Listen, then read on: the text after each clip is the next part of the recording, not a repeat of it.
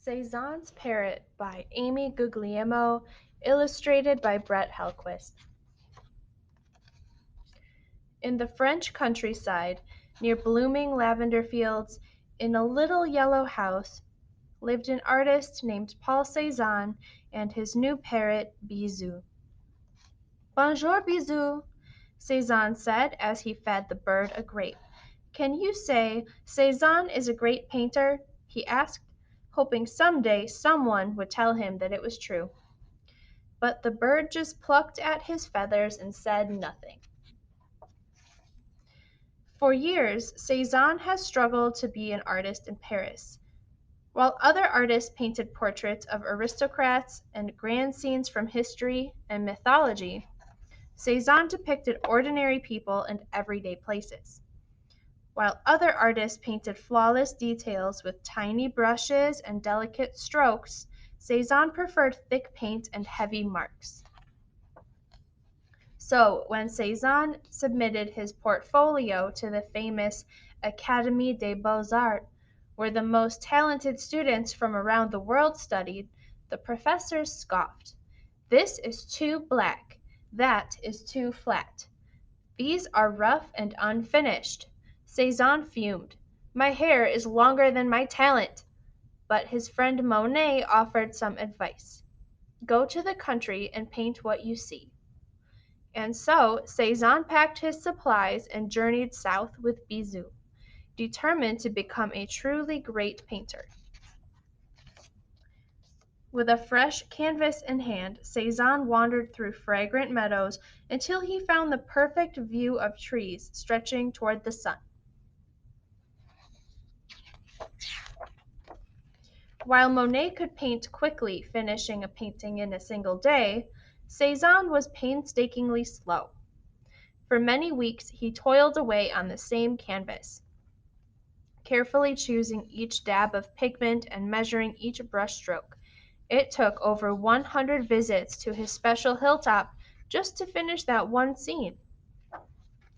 And every single day upon return, the artist presented the parrot with his latest work.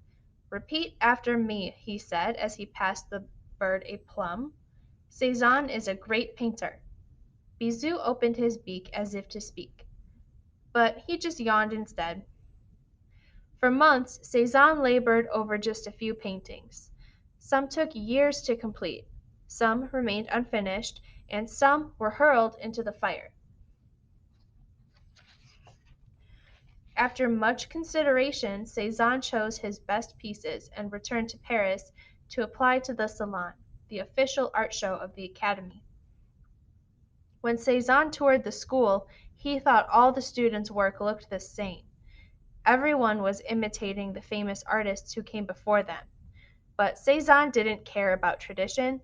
He didn't want to follow the rules. He wanted to do something new. The professors balked when they reviewed his submissions. Too dark, too crude, too much paint. Cezanne was devastated.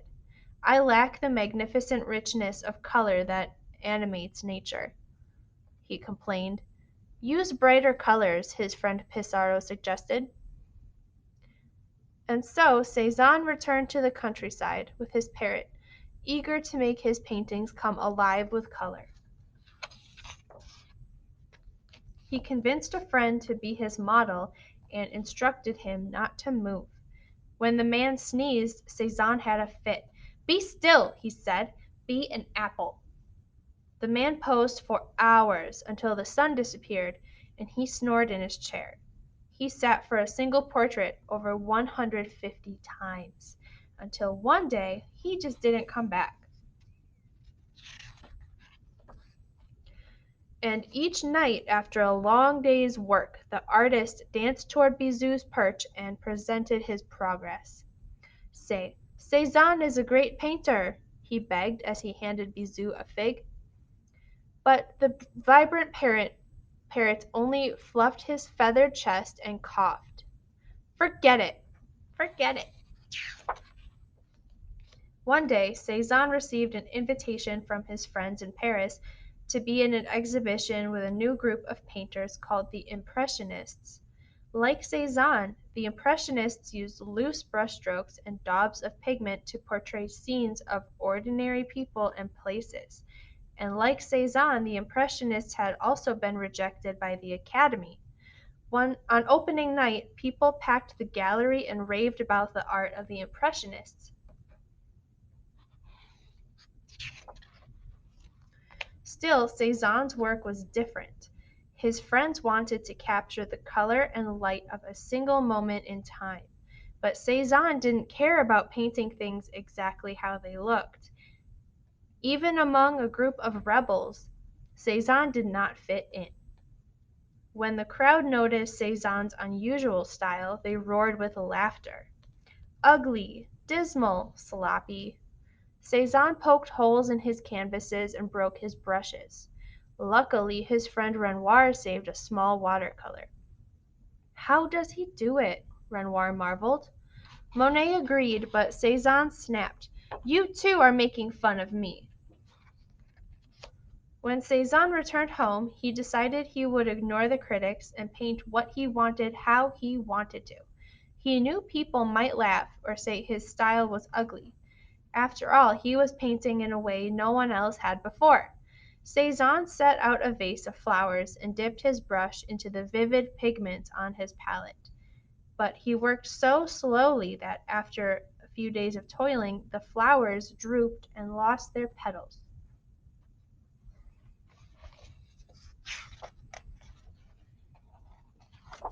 One morning, before Cezanne could say hello, Bisou greeted him with a squawk.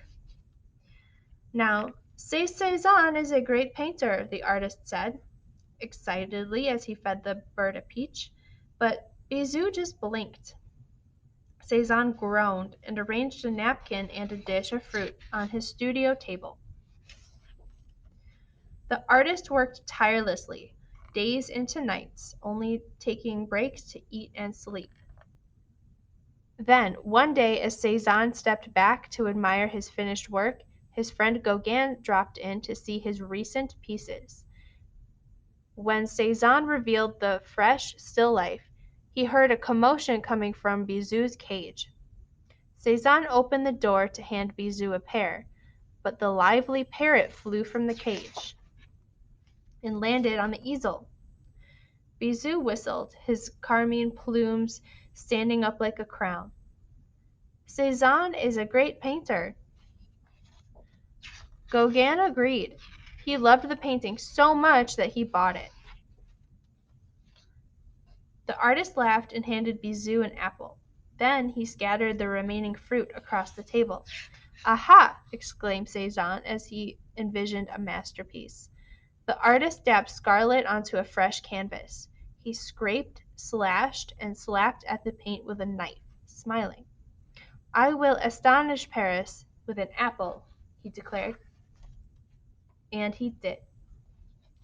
Cezanne is a great painter.